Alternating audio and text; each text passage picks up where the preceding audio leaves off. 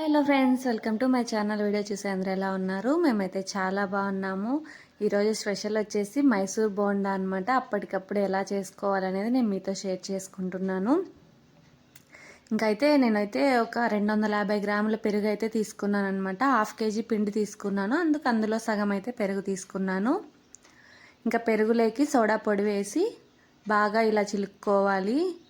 ఎందుకంటే బాగా కలిపితే తొందరగా కలిసిపోతుంది అనమాట, పులుస్తుంది ఎక్కువ. ఇంకా పుల్ల పెరిగే తీసుకోవాలని ఏం లేదండి, మామూలు పెరుగుతోనే నేను చేస్తున్నాను అనమాట. చూడండి ఎలా వస్తాయో, చాలా బాగా వస్తాయి. ఇంకా నేనైతే పిండి తీసుకొని పెరుగులోకి వేసి కలిపేశాను. ఇంకా తగినంత వాటర్ వేసుకొని అలాగే ఉప్పు జీలకర్ర కూడా వేసుకోవాలండి అందులోకి.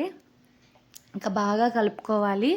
ఏమంటే కలపడం ఎక్కువసేపు కలపాలి, బాగా వేళ్ళతో బాగా పిసికినట్లని కలపాలన్నమాట పిండి. అప్పుడు బోండాలు చాలా బాగా వస్తాయి. ఒక 10-15 నిమిషాలు అయితే బాగా కలుపుకోవాలండి పిండిని. ఎంత బాగా కలిపితే అంత బాగా వస్తాయి అన్నమాట. ఇంకా ఇవన్నీ కలిపేసి నేనైతే ఒక 10 నిమిషాలు అయితే పక్కకు పెట్టుకున్నానండి. ఎక్కువ టైం పెట్టుకోలేదు. నేను ఇంకా పల్లి చట్నీ అయితే చేస్తున్నాను. ఆ చట్నీ చేసేంతసేపు మాత్రమే బోండా పిండిని పక్కన పెట్టాను. ఇంకా చట్నీ కోసం అయితే పల్లీలు వేయించి తీసుకోవాలి. మీడియం ఫ్లేమ్లో పెట్టుకొని వేయించుకోవాలండి, బాగా ఎర్రగా అయ్యేంత వరకు. ఇంకా పల్లీలు వేయించిన తర్వాత పచ్చిమిర్చి కూడా వేయించుకోవాలి. పచ్చిమిర్చి కొంతసేపు అలాగే వేయించుకోవాలండి. ఆ తర్వాత ఆయిల్ వేసుకోవాలి, ఎందుకంటే చిటపట అన్నదన్నమాట అలా చేస్తే. ఫస్ట్ కొంతసేపు వేయించుకొని మళ్ళీ ఆయిల్ వేసుకోవాలి.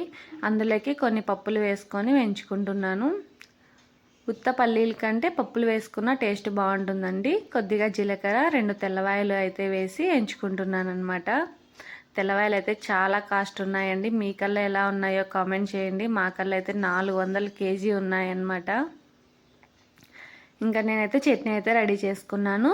ఇంకా ఇప్పుడైతే నూనె పెట్టుకుందాము.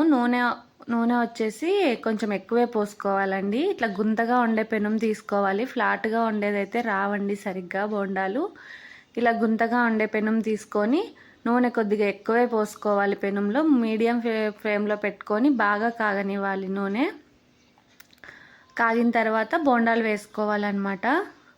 ఇంకా నేనైతే బోండాల కోసం టిష్యూ పేపర్ అయితే రెడీ చేసుకున్నానండి, ఎందుకంటే ఆయిల్గా ఉంటే తినలేం కదా, అందుకోసమని. ఇంకా నూనె బాగా కాగిన తర్వాత బోండాలు అయితే వేసుకోవాలి. ఇలా చిన్నగా వేసుకోవాలండి, ఇంకా అవే పెద్దగా అవుతాయి అన్నమాట. చూడండి, ఇట్లా వేళ్ళ మధ్యలో నుంచి వేస్తుంటారు కదా, అలా ఏం అవసరం లేదండి. ఇలా వేసినా కూడా రౌండ్గానే వస్తాయి. అది మనం పిండి కలుపుకునే దాంట్లో ఉంటుందండి బోండాలు ఎలా వచ్చేదనేసి. కొంచెం లూజ్గానే కలుపుకోవాలి పిండి, నేను చూపించాను కదా అలాగా. ఎందుకంటే ఎక్కువ గట్టిగా ఉంటే అడుక్కు వెళ్ళి కూర్చుంటాయి, పైకి రావన్నమాట. ఇట్లా నూనె ఇలా కాగిన తర్వాత వేస్తేనే బోండాలు ఇలా పైకి వచ్చేయాలండి. అడుక్కు వెళ్ళి కూర్చుంటే సరిగ్గా కాగకపోయినా అలాగే ఉంటే, పిండి గట్టిగా ఉన్నా కూడా అలాగే ఉంటాయన్నమాట బోండాలు. ఇలా బాగా కాల్చుకున్న తర్వాత ఇలా కలుపుతూ ఉండాలండి, లేకపోతే రెండు వైపులా కాలవన్నమాట. ఇలా బాగా కాల్చుకున్న తర్వాత పక్కకు తీసుకోవాలి. ఇవి కలుపుతూ ఉండకపోతే ఒక సైడే అలాగే నిలబడిపోతాయండి. రెండు వైపులా తిరగవన్నమాట. మన మామూలు వడలుగా తిరిగినట్లు తిరగవు. ఎంతసేపు ఉన్నా ఇట్లా రౌండ్గా తిప్పుతూ ఉండాలి, అప్పుడైతే బాగా రెండు వైపులా కాలుతాయి అన్నమాట. చూడండి, ఇలా బాగా వస్తాయి. వేసుకుంటే అప్పటికప్పుడు బాగా వేసుకోవచ్చు, ముందుగా నానబెట్టుకునే అవసరం ఏం లేదు. చాలా బాగుంటాయి తినడానికి కూడా పల్లి చట్నీలోకి. ఇంకా నేనైతే ఇలా చేసుకున్నానండి. ఇవి ఎలా ఉన్నాయో కామెంట్ చేయండి ఖచ్చితంగా.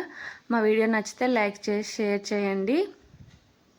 మా ఛానల్ని అయితే సబ్స్క్రైబ్ చేసుకోండి. ఇంకా చట్నీతో తీసుకుంటే చాలా బాగుంటాయి. మా పిల్లలు అయితే చాలా ఇష్టంగా తింటారండి. చూడండి, బాగా మెత్తగా ఉంటాయి అన్నమాట.